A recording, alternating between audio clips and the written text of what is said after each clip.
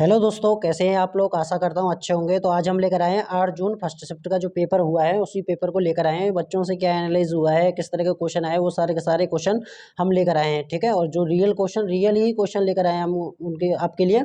और कुछ क्वेश्चन हमें प्राप्त हुए हैं जो बच्चों ने आज पेपर दिया है फर्स्ट शिफ्ट में, उन्हीं से हमने पूछा था और कमेंट भी किया था। तो कमेंट में उन बच्चों ने क्या क्या बताया था क्वेश्चन, उन सबको लेकर आए हैं। अगर कोई क्वेश्चन इसमें प्रॉब्लम होती है और कुछ क्वेश्चन इसमें ऐसे हैं जो हमें ठीक से पता नहीं है, उस क्वेश्चन को भी हम बनाकर आपके लिए लेकर आए हैं। ठीक है, अगर आपको ये क्वेश्चन मतलब कोई मिस्टेक लगती है तो आप कमेंट बॉक्स में इसका आंसर दे सकते हैं कि क्वेश्चन ये आया था। ठीक है, तो हमारा एक टेलीग्राम चैनल भी है, टेलीग्राम चैनल को भी ज्वाइन कर लीजिए क्योंकि वहाँ पर हम आपके लिए PDF डालते रहते हैं।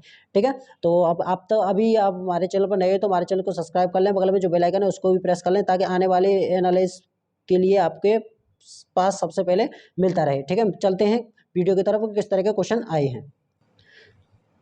चलिए, इसमें पहला क्वेश्चन पूछा गया था कि किस संगीतकार को नोबेल पुरस्कार मिला है। तो फ्रेंड्स, यहाँ पर ये क्वेश्चन हमारे मतलब बच्चों से पूरा प्राप्त नहीं हुआ है कि किस सन का पूछा गया था और किस किस को प्राप्त हुआ है। ठीक है, तो हम इस क्वेश्चन को आपके लिए बनाकर लेकर आए कि अल्लाह रखा रहमान लोकप्रिय रूप से AR रहमान भारतीय फिल्मों के लिए प्रसिद्ध संगीतकार हैं जिन्होंने मुख्य रूप से हिंदी और तमिल फिल्मों में संगीत दिया है।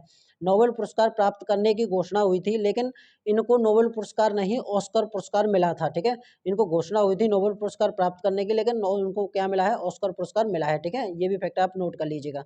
चलिए बढ़ते हैं अगले क्वेश्चन की तरफ। अगला क्वेश्चन क्या पूछा गया था। अगला क्वेश्चन था हमारा कि 2021-22 ज्ञानपीठ पुरस्कार कैसे दिया गया है। तो असमिया साहित्यकार नीलमणि फुकन को वर्ष 2021 के लिए और कोंकणी के साहित्यकार दामोदर मोवजी को वर्ष 2022 के लिए प्रतिष्ठित ज्ञानपीठ पुरस्कार प्राप्त किया जाएगा। ठीक है, 2021 के लिए किसको दिया गया, ये दिया गया आपका असमिया नीलमणि फुकन को, और 2022 के लिए साहित्य कोंकणी के साहित्यकार हैं दामोदर मोवजी को प्राप्त हुआ है। ठीक है, ये भी फैक्ट आप नोट करते जाना। चलिए बढ़ते हैं अगले क्वेश्चन की तरफ। अगला क्वेश्चन क्या पूछा गया था। अगला क्वेश्चन था कि मीरा चालू चानू की वेट कैटेगरी क्या है। तो जो ये चालू है, ये चालू नहीं है, यहाँ पर चानू है। मीरा चानू की जो वेट कैटेगरी थी वो क्या पूछी गई थी। तो मीरा चानू की जो वेट की कैटेगरी थी वो 196 किलोग्राम, जिसमें 86 किलो स्नैच में तथा 110 किलोग्राम क्लीन एंड जर्क में था का वजन उठाकर भारत को 2018 में राष्ट्रमंडल खेलों का पहला स्वर्ण पदक दिलाया, जिसके साथ ही उन्होंने 48 केजी श्रेणी का राष्ट्रमंडल खेलों का रिकॉर्ड भी तोड़ दिया था। ठीक है, ये भी फैक्ट आप नोट कर ले जाना। चलिए बढ़ते हैं अगले क्वेश्चन की तरफ। अगला क्वेश्चन है कि रुक्मणी देवी किस नृत्य से संबंधित है। जो रुक्मणी देवी है वो किस नृत्य से संबंधित है। तो रुक्मणी देवी अरुणडेल प्रसिद्ध भारतीय नृत्यांगना थी जिन्होंने भरतनाट्यम में व्यक्ति भाव भरा तथा नृत्य की एक अपनी परंपरा आरंभ की। इनको कला के क्षेत्र में 1986 ईस्वी में पद्म भूषण से भी सम्मानित किया गया था। कब पद्म भूषण मिला था, ये मिला था आपका 1986 ईस्वी को इन्हें पद्म भूषण सम्मानित किया था। और किस नृत्य से संबंधित है, ये भरतनाट्यम से संबंधित है। ठीक है, बढ़ते हैं चलिए अगले क्वेश्चन की तरफ। अगला क्वेश्चन क्या पूछा गया था। अगला क्वेश्चन था कि ICC T20 वर्ल्ड कप कब कप 2021 किसने जीता था। तो आपको पता है फ्रेंड्स, ये ऑस्ट्रेलिया ने जीता था कि 14 नवंबर 2021 को दुबई में हुई T20 वर्ल्ड कप के फाइनल मैच में ऑस्ट्रेलिया ने न्यूजीलैंड को 8 विकेट से हराकर ट्रॉफी जीत ली है और पहली बार चैंपियन बनाने में कायम भी हुई है। न्यूजीलैंड ने ऑस्ट्रेलिया को 113 रन का टारगेट दिया था, परंतु ऑस्ट्रेलिया ने इस लक्ष्य को 7 गेंद शेष रहते ही हासिल कर लिया। ठीक है, कितनी गेंद, 7 गेंद शेष रहते ही हासिल कर लिया। और वर्तमान में ऑस्ट्रेलिया T20 वर्ल्ड कप 2021 की विनर विजेता रही है। तो किसने जीता था, ये जीता था आपका ऑस्ट्रेलिया ने। ठीक है, चलिए बढ़ते हैं अगले। और इसमें जो मतलब सेकंड विजेता कौन थी, वो थी आपकी न्यूजीलैंड।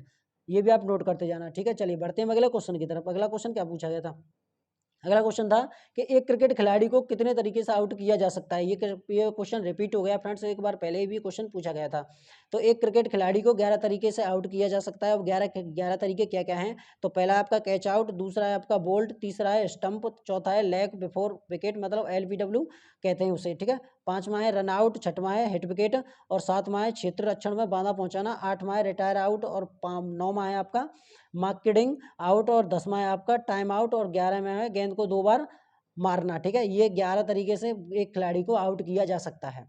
चलिए बढ़ते हैं हम अगले क्वेश्चन की तरफ। अगला क्वेश्चन क्या पूछा गया था। अगला क्वेश्चन था कि पश्चिम बंगाल का लोकप्रिय नृत्य कौन सा है। तो फ्रेंड्स, इसमें या तो ये पूछा गया था कि पश्चिम बंगाल का लोकप्रिय नृत्य कौन सा है, या फिर ये पूछा गया था कि बंगाल से लोकप्रिय नृत्य से कौन संबंधित है।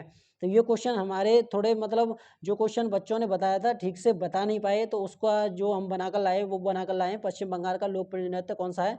तो वो है आपका छऊ नृत्य। ठीक है, चलिए बढ़ते हैं अगले क्वेश्चन की तरफ। अगला क्वेश्चन है कि सर्दी में बारिश होती है, कहाँ से उत्पत्ति होती है? वो किस तरीके से उत्पत्ति होती है? वो आती है आपकी पश्चिम विक्षोभ से, पश्चिमी विक्षोभ से। ये सर्दी में जो बारिश होती है वो पश्चिमी विक्षोभ के कारण होती है। ठीक है, चलिए बढ़ते हैं अगले क्वेश्चन की तरफ। अगला क्वेश्चन है हॉकी 2021 का आयोजन कहाँ किया जाएगा? तो नवंबर दिसंबर में होने वाले FIH हॉकी पुरुष जूनियर विश्व कप 2021 के लिए जगह का फैसला हो गया है। उड़ीसा के भुवनेश्वर में यह विश्व कप खेला जाएगा। भुवनेश्वर का कलिंग स्टेडियम 24 नवंबर से 5 दिसंबर तक विश्व कप की मेजबानी करेगा। ठीक है, ये फैक्ट आप नोट कर ले जाना। चलिए बढ़ते हैं अगले क्वेश्चन की तरफ। अगला क्वेश्चन है कि रविशंकर किस वाद्य यंत्र से संबंधित हैं? यह एक अंतर्राष्ट्रीय ख्याति प्राप्त सितार के उस्ताद से भारतीय शास्त्रीय संगीत को पूरी दुनिया में ख्याति दिलाने का उनका हाथ रहा है। उन्होंने वर्ष 1967 में लॉस एंजलिस में क्यूनारा स्कूल ऑफ म्यूजिक की स्थापना की थी। कब की थी? 1967 ईस्वी में। फ्रेंड्स, ये थे हमारे क्वेश्चन जो आपके 8 जून फर्स्ट शिफ्ट में पूछे गए थे। अगर आपको हमारी वीडियो अच्छी लगी तो हमारे चैनल को सब्सक्राइब कर लें, बगल में जो बेल आइकन है उसको भी प्रेस कर लें ताकि आने वाले वीडियो का एनालाइज करते मिलती रहे। और फ्रेंड्स, हमारे टेलीग्राम को भी ज्वाइन कर लें। टेलीग्राम की जो लिंक है आपके नीचे डिस्क्रिप्शन में मिल जाएगी, क्योंकि वहाँ पर हम इसकी PDF डालते रहते हैं और वहाँ पर क्विज भी चलता रहता है। ठीक है, तो मिलते हैं नेक्स्ट वीडियो में, तब तक के लिए नमस्कार।